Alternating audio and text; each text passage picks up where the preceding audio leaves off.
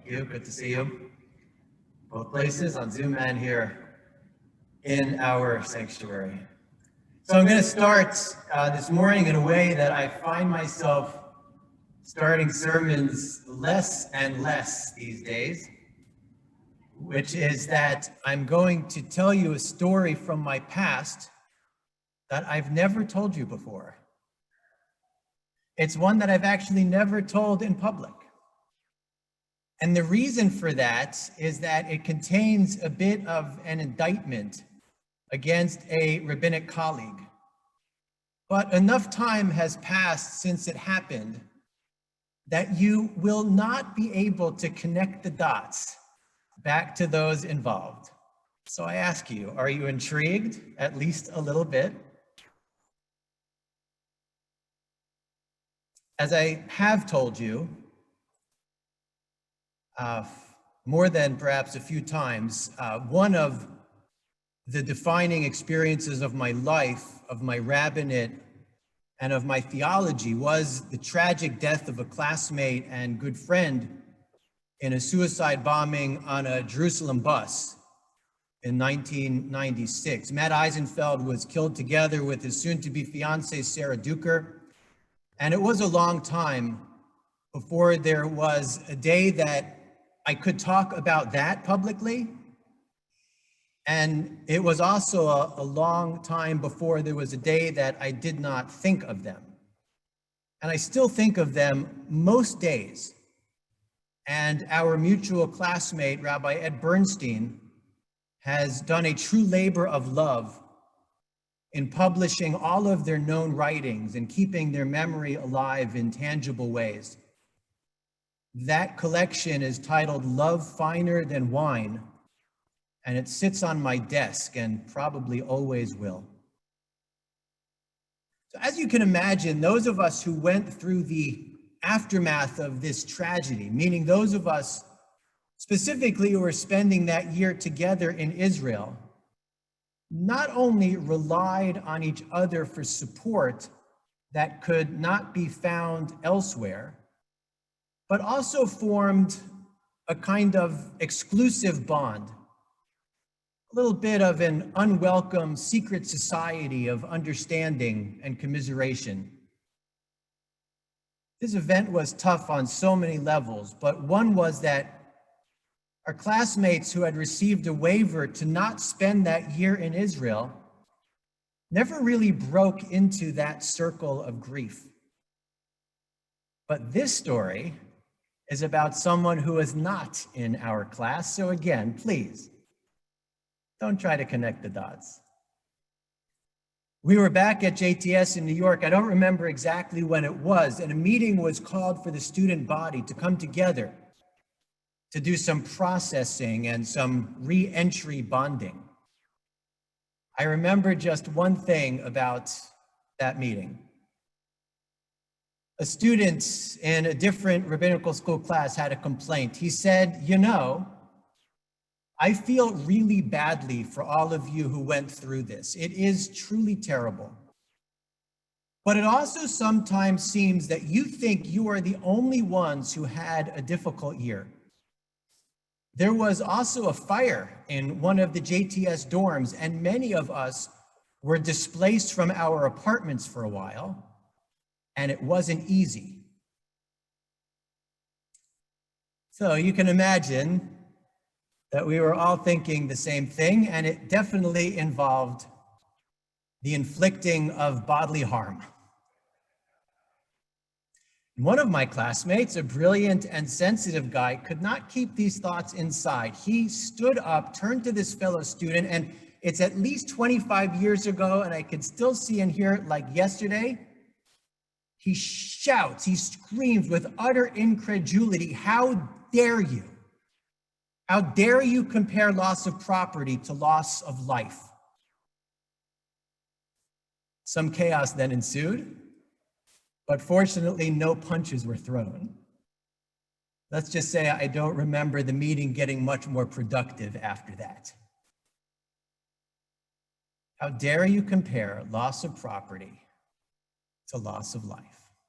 One is tangible and physical, the other ephemeral and soulful. It is true for us, there is no legitimate comparison. No one who survived the horrific Surfside destruction is completely devastated over the loss of 4 walls and a roof, or even keepsakes and what we refer to possibly erroneously as valuables. The real valuables are the irreplaceable lives lost by all measures unnecessarily. A loss that is due most likely to a system of inspection and repair that requires serious evaluation and fast fixing. Yes, the building of high-rises on what are effectively barrier islands is also something that will, in retrospect, turn out to be a bad mistake on many levels. But now that they are home to thousands, the same authority that approves their construction needs to make sure that they're safe. Even though no one would disagree with my classmates' shouted condemnation, sometimes we make a mistake and focus on property more than on life. And it struck me this week that we are in a time period on our calendar that kind of does just that. Being now between the 17th of Tammuz and the 9th of Av, we are in the period known as the 3 weeks. It probably has not affected your life very much, as it has not affected my life very much, except that it starts a larger time cycle that leads to Rosh Hashanah. But in some parts of today's Jewish world, and also in many Jewish communities over most of the last couple of millennia, you knew when you were in the 3 weeks. No weddings or other smachot would be scheduled, no haircuts. There was an air of the impending doom of the approaching day of national mourning that grew even more intense during its final 9 days. You just knew.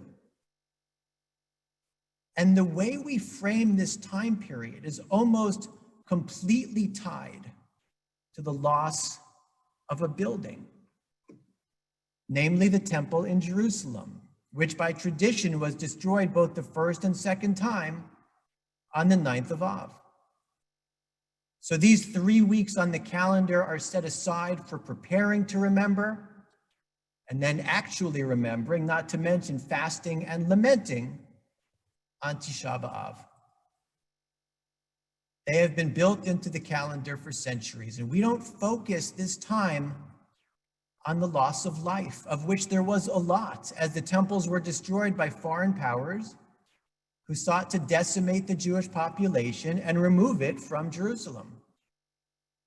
We don't focus on the devastating human experience of exile, of maintaining life and building new homes and figuring out what it means to be Jewish without a temple.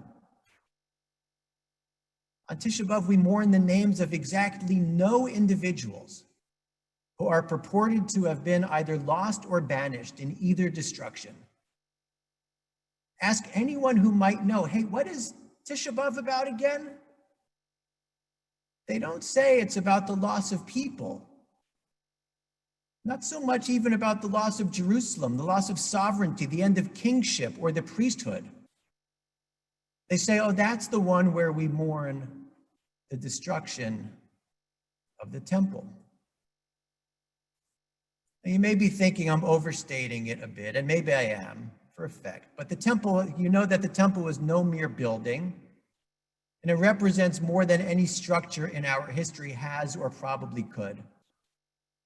And in Eicha, the Megillah we read on Tisha B'Av, we do recall the horrific circumstances in which lives were lost during the destruction of the temple, the famine and despair that reigned in Jerusalem at the time. But I exaggerated slightly to reinforce the idea that while my fellow rabbinical student was terribly wrong in his timing, it is true that we mourn the loss of the tangible and the physical. It's just that we can try to gain perspective on that when it is compared to the loss of life. We don't have to fully discount one in order to fully value the other. I would be very sad if the home we have built over 21 years, even all the verifiable absolute junk that has collected in every corner, if that was suddenly no more, or I was told it was no longer property for our use. That has happened throughout Jewish history. But if my family was okay, I would get over it.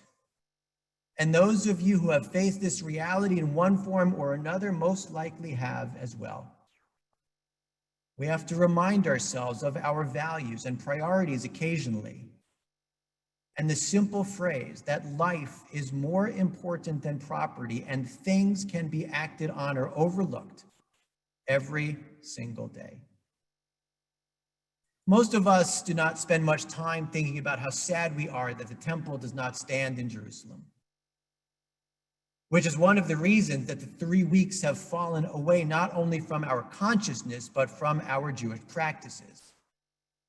Many conservative rabbis, myself included, will do weddings before the first of the month of Av, reserving only those 9 days instead of the full 3 weeks for no simchas. Former Chancellor Ismar Shorsh, as thoughtful a rabbi and teacher as they come, has argued that only Tisha B'Av should be retained as a day of national mourning, and the rest of it should be allowed to fall away. After all, we have Israel. The sacrifices of the temple do not speak to us, and we do not pray for their return. Do you know the one truly major change between our prayer book and the one used in the Orthodox world? It's not the opening blessings. It's that we changed sacrifice references in Musaf to the past tense, while they still say them in the future tense. We don't pine for, expect, or even anticipate the rebuilding of the temple. We can think it, we should say it, and we should allow our liturgy, priorities, and even our calendar to reflect it. There's a text from the Talmud you know and possibly don't know at the same time. It's about Mar, the son of Ravina, who made a wedding feast for his son. He noticed that some guests were getting overly boisterous, and so he brought an expensive cup and smashed it so they would come to their senses. Likely we would use the expression that he tried to quickly sober them up. And the Talmud actually does not continue that Mar, son of Ravina, then said, "How can you rejoice when the temple no longer stands in Jerusalem?" His glass smashing was instead a reminder to balance celebration with the awe of heaven. Too much of one can negatively impact the other. Modesty and humility could not be waived, even in raucous celebration of a marriage. As far as we know, it was not until the 14th century that a rabbinic authority wrote that the reason we break a glass at a wedding is to remember the destruction of the temple and national tragedy, even in the midst of a moment of personal fulfillment. As one contemporary commentator correctly teaches, the breaking of a glass enriches the quality of joy by making it more thoughtful and by inspiring gratitude for the goodness of God. At the breaking of the glass at weddings, I have the honor to officiate, keeping in mind that by this point, everyone wants to get to cocktail hour. I keep it brief and say we break the glass because the temple no longer stands in Jerusalem, and we remain sad as a people about that. We live in a world not yet redeemed, where people don't always have the same possibility of standing with the joy and sense of wholeness that you stand with today, and as a couple, you're in a better place to go out and do something about that by helping. And we break a glass as an inspiration to recall the memory of loved ones whose lives led to or blessed your own. And with the permission of the couple, I name them. Because even at the height of happiness, there is room to remain grounded in a reality that includes loss, not just of modesty or humility, not of things, goods, or property, and not principally even of a holy temple, but mainly of people. Rabbi Jonathan Sachs, blessed memory, once wrote, God never asked us not to make mistakes. All he asks is that we acknowledge our mistakes, learn from them, grow through them, and make amends where we can. It is possible he meant in part the mistake in priorities we can be prone to make because we are human and we are vulnerable. Each day is a chance to live out the values of our tradition through ritual and ethical commitments, of which the sanctity, protection, and dignity of life is paramount. It can be easy to lose sight of this as so many other pressures and distractions swirl around us. So it is good to come together to affirm, internalize, and plan to act on this foundational teaching of our Torah Chaim, our living Torah, our Torah of life. Shabbat Shalom. Continue with Musaf, which begins Chatzi Kaddish. Cantor Durgashti leads us, page 100.